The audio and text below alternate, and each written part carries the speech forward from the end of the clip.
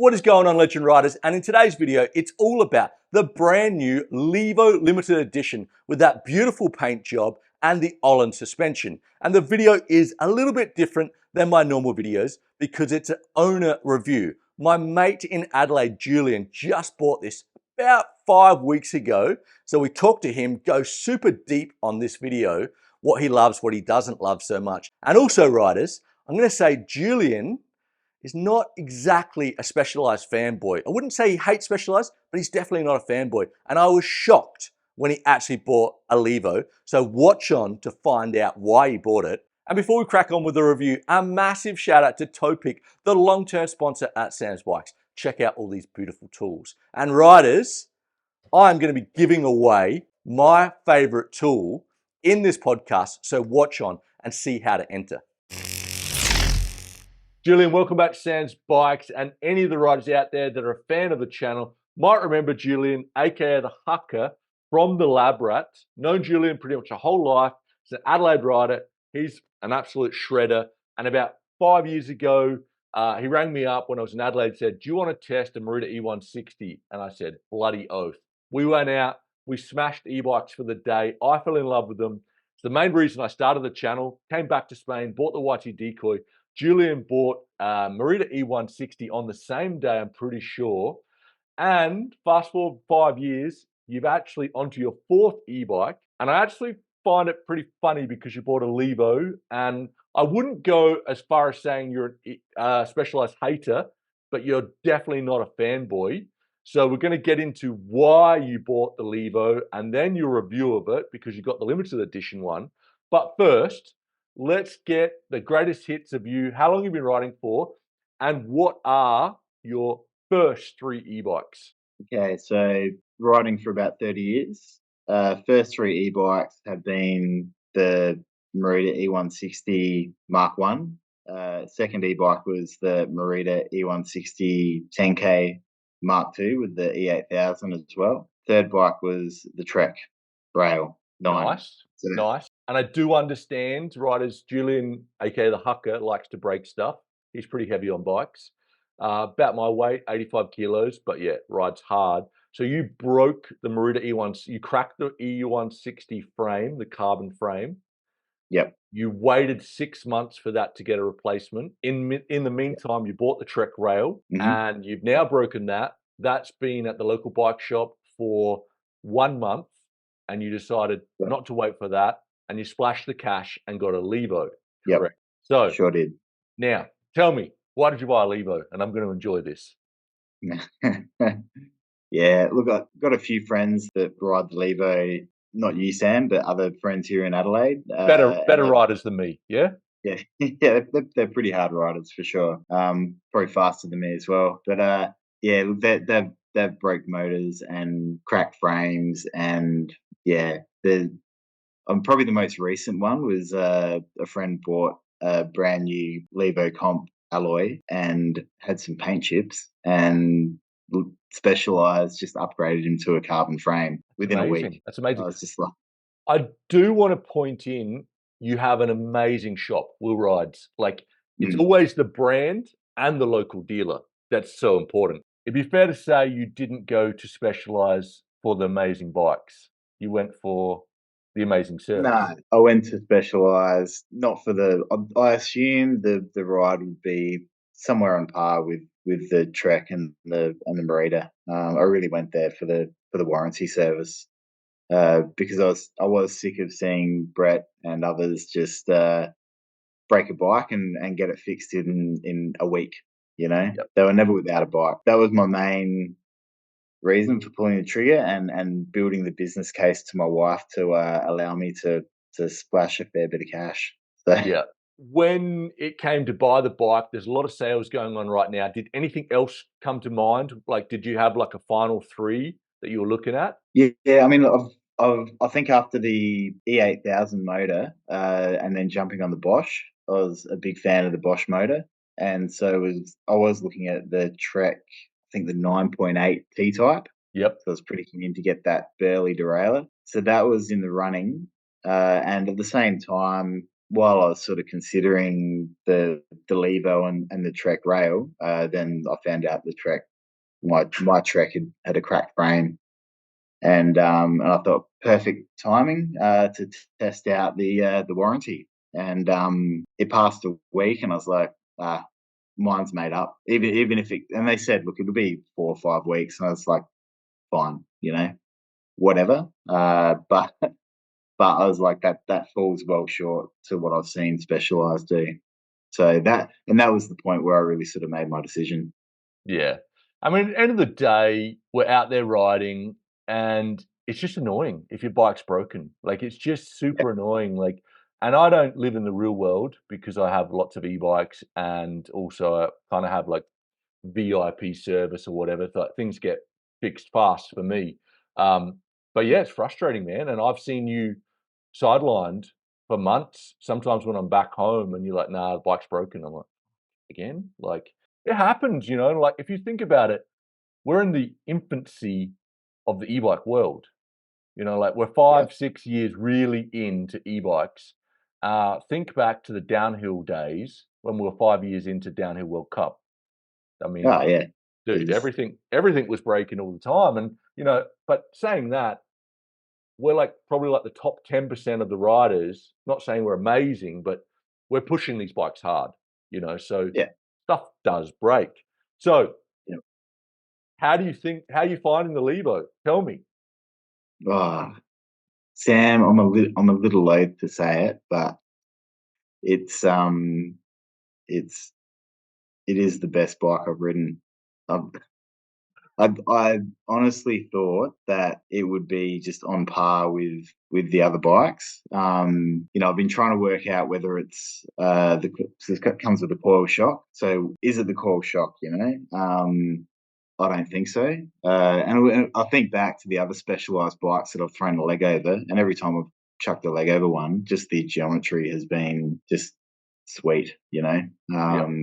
just a very comfortable bike. And I'm sort of now 3 weeks on the bike and really starting to give it a bit of pepper. And mate, this thing's a silent sled. And I think that's probably one thing that's really become apparent with Specialized. And I think back to the E8000 is silence, silence in the motor and how important that is, Yeah. carbon wheels or alloy wheels, you know, they can feel a little bit different, but that just sort of disappears once you start riding. Carbon frame, aluminium frame, again, when you're in the moment, it sort of disappears, they function as they should and that disappears. But what doesn't disappear is the noise, the rattle. Yeah, because you went from the E8000, you didn't get the EP8, No, and then you went to the Bosch. And the Bosch does have a rattle. And you were also on kind of like the Gen 1 Bosch, your Trek rail was a few years old. I think that yeah, rattle has got better in the last bikes I've been. I think it's still the same motor, but they've made like refinements to it. How would you compare the Bosch motor, so the CX, not the race one that I'm riding? How would you compare it? Like, it's fair to say that the Brose Mag S that comes in the Specialized and the Bosch is the most popular motor at the moment in the e-bike yeah. category. How would you compare Mm. them? Power wise, not much. I think probably the main difference is besides the silence of the Brose motor is just the tunability. The Bosch motor, you can't do anything to it really, Yeah, or at well, all. so you didn't have the smart system. So with the No, application, you can do a little bit of tuning on the new one, but yeah, you had the yeah, older one. the Um, older one didn't do anything. and So when you're I talking, did, I did, I did like the EMTB mode. I thought that was really smart. yeah, But yeah, it's to me the rattle is the big thing, and where it really comes into play is the way the Bosch motor mounts to the bike isn't I don't think is perfect. yeah, And if that mounting system fails, you don't hear it because you got this rattle there anyway. that's a good point. So how long do you think you were riding a broken frame for before you knew? Because you like when something's broken, you hear a noise, but because it's already rattling, you didn't hear it. It could have been broken for a Yeah. month or two. Well, there was two things that broke. So I broke the little wings that attached to the motor that then attached to the frame, Yep. and I don't know how long they were broken for, and whether that contributed to the frame breaking. Yeah. Because you had the motor then swinging off this frame off 3 bolts, rather than 4. Yeah. So the mounting system of the Bosch is, I think, fatally flawed, and when it fails, you can't hear it because the rattle's there. Yeah. And I've worked in bike shops, and being able to hear what's wrong with the bike when you're riding is the best diagnostic, and you can't hear it because it rattles.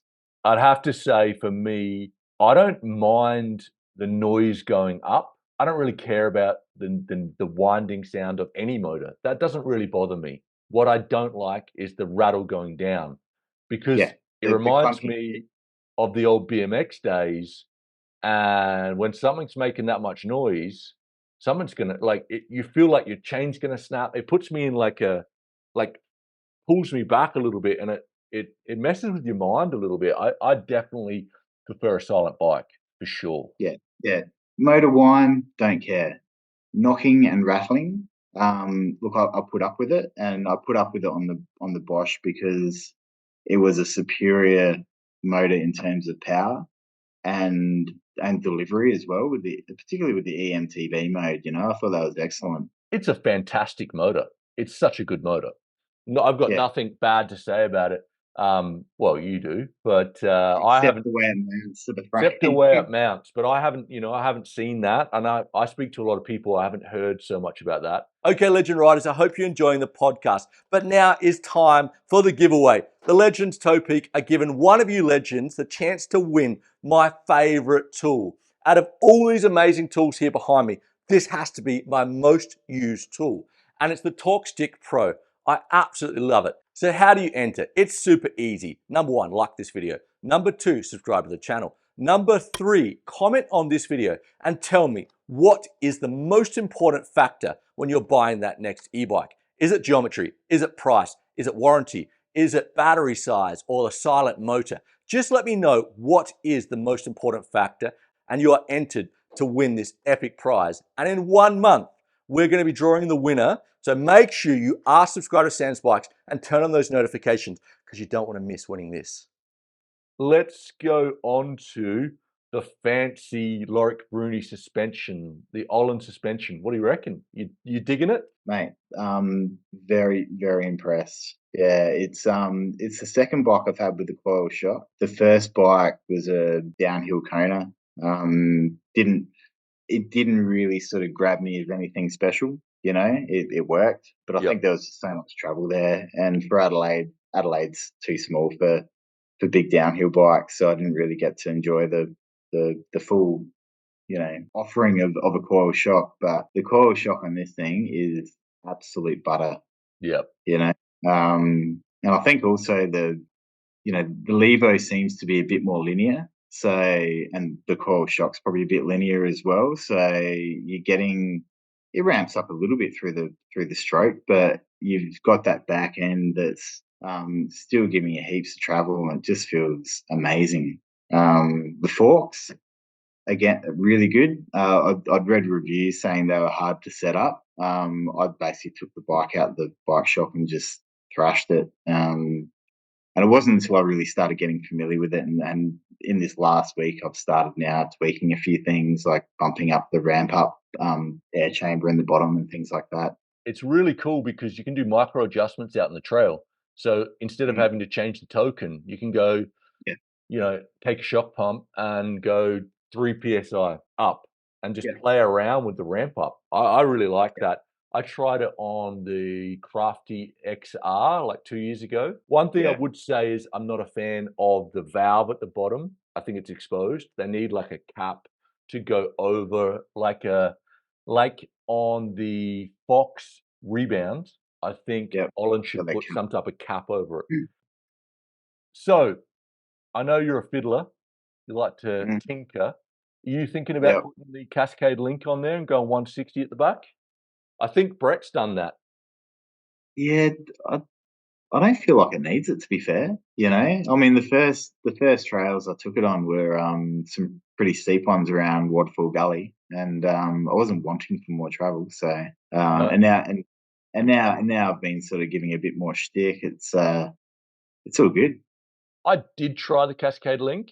My theory on and thoughts on anything like this, changing geometry and changing the kinematics of a bike, man, the engineers are pretty smart, especially at Yeah, Specialized. Like, I don't think we're gonna go and make it better putting a bigger fork on it, or it's like it's no, set up to ride how. And I think 160, 150 is the sweet spot, especially when you start putting like 170 on it. Your stack goes up, and the bike just feels different. It doesn't have the same energy. I don't know. So good, cool. yeah, Don't do that. What about the TRP brakes? I like them. Yeah, I've been a big fan of Shimano brakes for a long time, and have rolled them over from bike to bike. Uh, but mate, these things are good, strong anchors. I like them.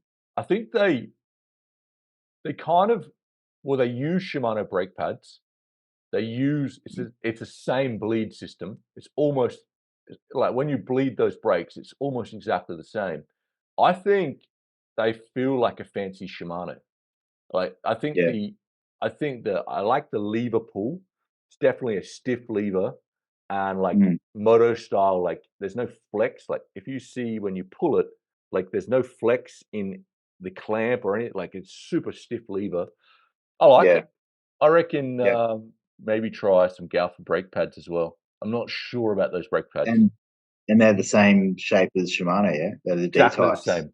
Exactly the Dude, same. So I've got spare Galfas sitting at home. So, yeah.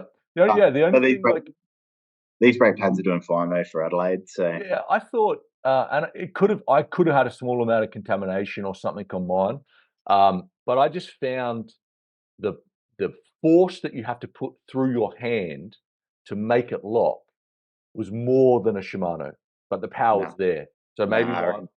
maybe mine were a little bit out or something, but I just found the force that I had to put. I found they broke really well. I found I needed a bit more force on my hands to make them lock. Nah, haven't had that experience. I've been finding them very strong.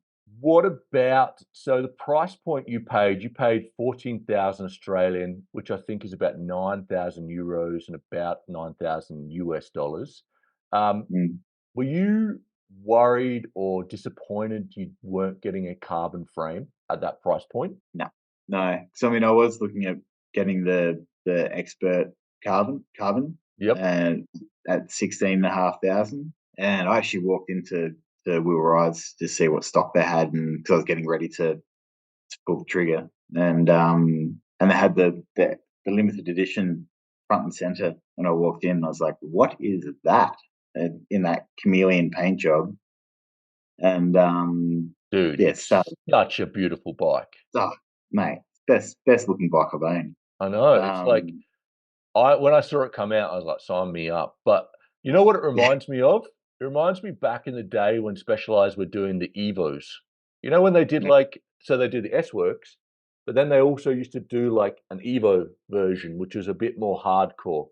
It's yeah, kinda like a Specialized, Evo, a Levo Evo, yeah, but yeah, it's downhill ready, man. Like, that bike's a yeah, beast. Um, yeah. And so for me, like the carbon frame, of broken carbon frames, of broken aluminium frames, there's a bit of a weight difference. And as I said, I think the feeling, the difference in feeling between carbon and aluminium for a recreational rider disappears in the experience pretty quick. So I don't care, and it's saved me 2.5 grand yeah. and looks way better. Yeah, it looks sick. Yeah, I reckon I know there's about 1.5 kilos difference in the weight, so from a carbon to an aluminum, Yep. and that's in an S4.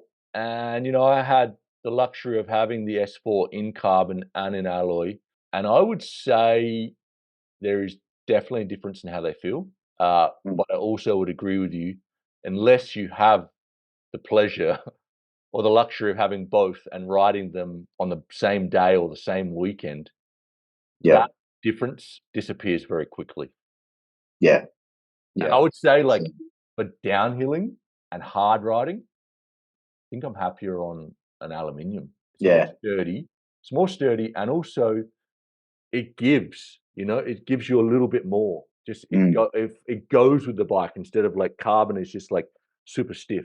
Yeah. Yeah. Like, I mean, I've weighed this bike and it's at 26 kilos, which I always thought was a bit too heavy for an e-bike, um, but no, no, No, it's that's funny uh, because you did test a Focus focus. Sam squared that was 26 kilos. And what did you say Uh, about that? oh mate, that was the worst bike I've ever ridden. That was terrible. I folded the wheel in a corner, and just I couldn't tip it in. It was awkward to ride. I think 29 wheels front and back. That's with the Trek. That's why I sort of went for the medium. Actually, was just to make it a bit more agile. And I'm way too tall for a medium on a Trek. So Yeah, that's uh, interesting, and I use that as a talking point a lot because sizing now is we're going down like Specialized have the S sizing, so that's style, like that's what it stands for. And I think like your Trek rail was like 460 in a medium or 450 in a medium and a four, reach. 450, I think. Yeah, 450. When you told me you went for a medium, I was like, "What? You've gone for a medium? You're like the same size as me." And I looked at the reach numbers, and one of my favorite bikes that I was riding like 4 years ago was the Levo SL Mark One, and that had a mm, reach of 455. And yep, if you look at it and you look at me on the bike, I look super cramped, but it was a 29er, short wheelbase. They just rock, man. Like I think with yeah, the weight, that lower center of gravity weight on the bottom bracket, you don't need long bikes, and they're heavy and they're harder to tip in. yep. And I've never been going. Oh, I wish the bike was more stable. I'm always just wanting it to be flickable. And that's what's been Exactly. impressive. And that's what's been impressing me about the Levo is just that it's and it's a mullet, but it is just such a little weapon. Well, not a little weapon. It's just such a weapon. Like it's just so easy to get around corners and turn in the air, and yeah, it's fun. Yep. And what did so you went for an S4? S4, yeah. Yep. Happy with that? Were you thinking about S3? I was going to try an S3 and an S4 to see what it was like, but then I saw that bike and I was like, nah. Yeah. I think there's like maybe one or two in Australia, and they were like, yeah, this is getting sent back up to Brisbane. I said, no, no, just No, this you is know, mine. Take my money. that there. Yep. So what upgrades are you gonna do, if any?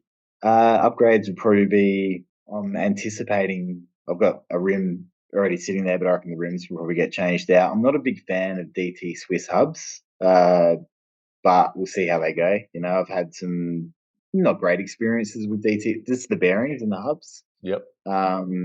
Yeah, I'm a bit of a Hope fan, so if they if they're in line with my previous experiences, then yeah, I'll probably throw some new Hope Pro Fives on there. I reckon. And what rims will you go?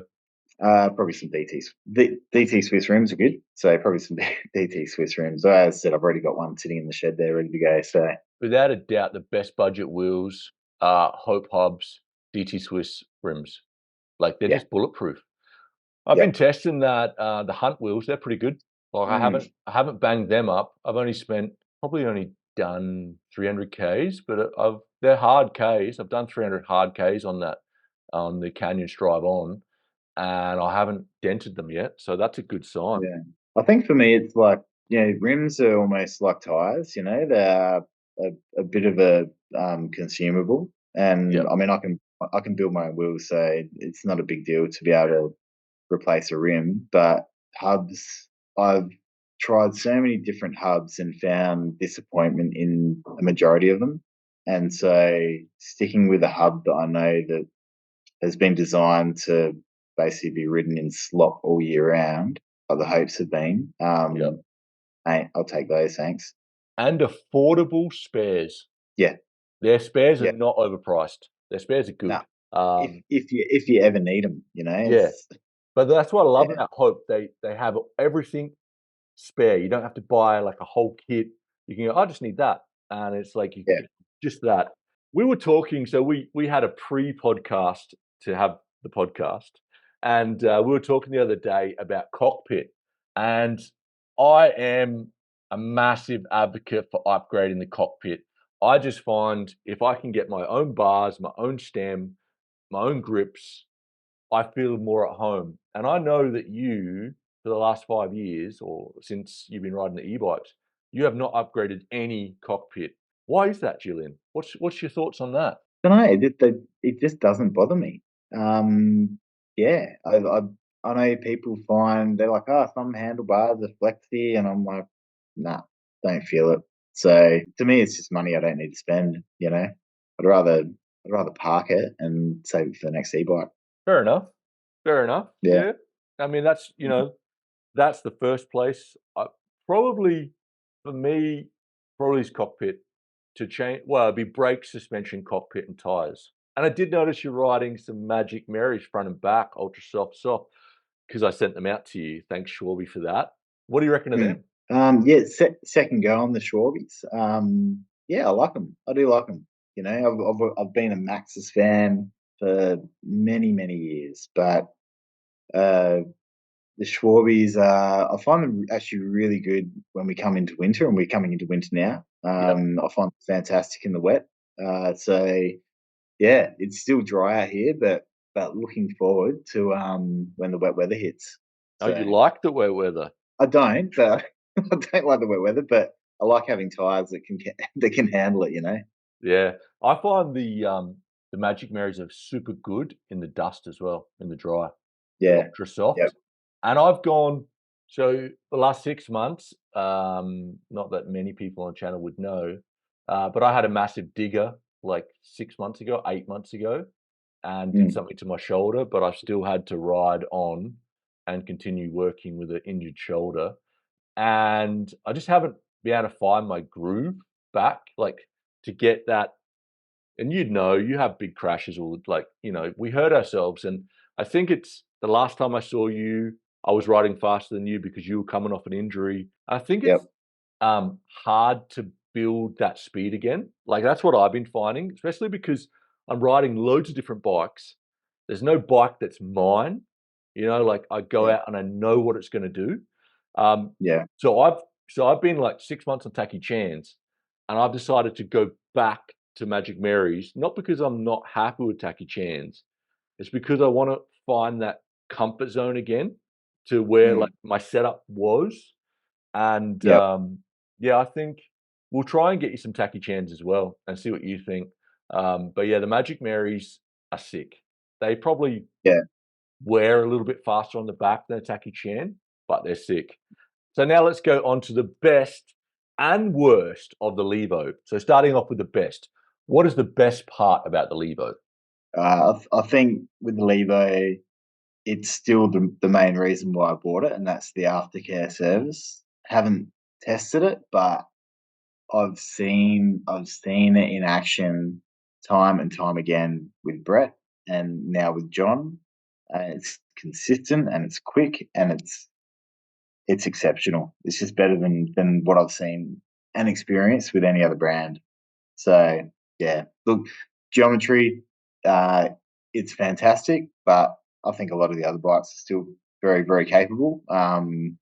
This one probably sits a little bit higher, just in its ease of ride and how comfortable I feel on the bike. But yeah, it's really the aftercare service.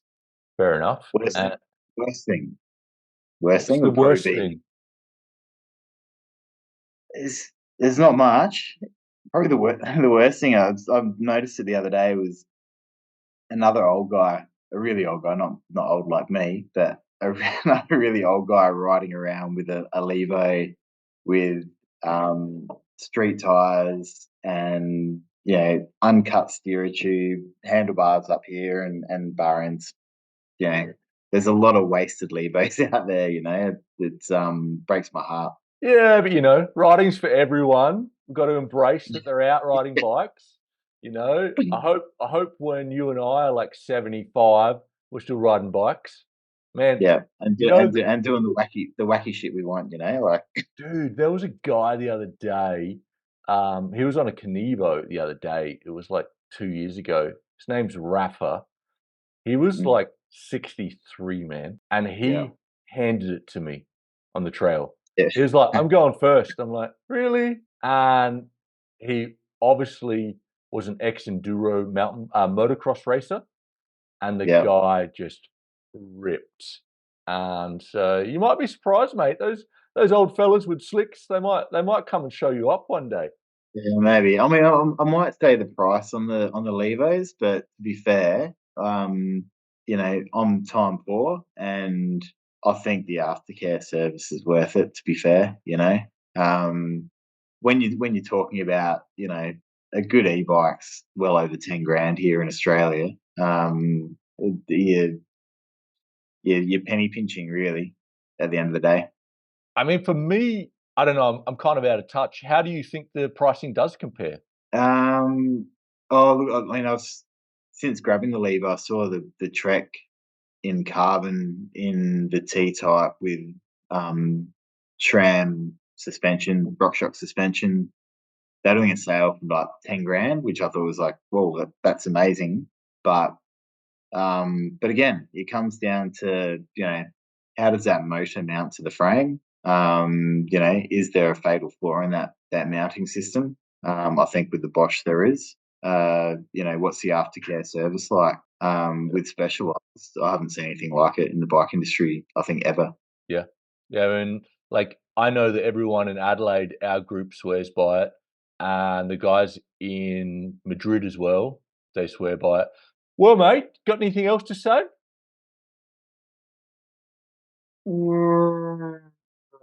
Did I have anything else to say? I can't remember. I don't know that I'm a legend, and Sam's Bikes is the best e-bike channel in the world. Uh, Uh, uh, Probably around the your point around me being a specialized hater. Definitely wasn't a specialized fanboy prior to grabbing the Levo, but yeah, I've always been one to look for bikes that have really good spec, and you know I think on balance, the suspension systems that the brands are putting out there are generally pretty good. Sometimes they miss the mark, but when you've got companies, particularly like Merida, who are building probably hundreds of thousands of bikes, and Trek and a few of the other brands, Canyon and stuff like that. I think they're all on the money in terms of their suspension kinematics and things like that, and their geometry. Um, but yeah, look, jumping on the Levo, it's been an eye-opening experience, yeah, and and yeah, I'm getting on board. we're not the only ones to say that. Like I think the Levo has won pretty much all the shootouts for the last couple of years, which is impressive to consider that the bike's 3 years old. Like everyone's having a Yeah, crack to beat it. And in my honest opinion, the two best bikes right now are the Levo Gen 3 and the Canyon Strive-On. They're the best bikes yeah, I've ridden. yeah. And look, the Canyon was probably a bike I was looking at. I just couldn't get it in Australia. And then when I saw the way the Bosch mounted to the frame, I was like, Not going to go there. no dice, no dice. All Sorry, right, Bosch. Julian, mate, thank you so much for being here and having the podcast with us. Riders, sorry if we had a little bit of a problem with that internet connection. Australia, they've got, I think, 4 mice running around a wheel, maybe 5. Yeah, And if you have any questions for Julian or myself, put them in the show notes. Massive shout out to all you legends watching. Make sure you subscribe to the channel. Stay safe out there, and we're going to see you next week. thanks for having me, Sam.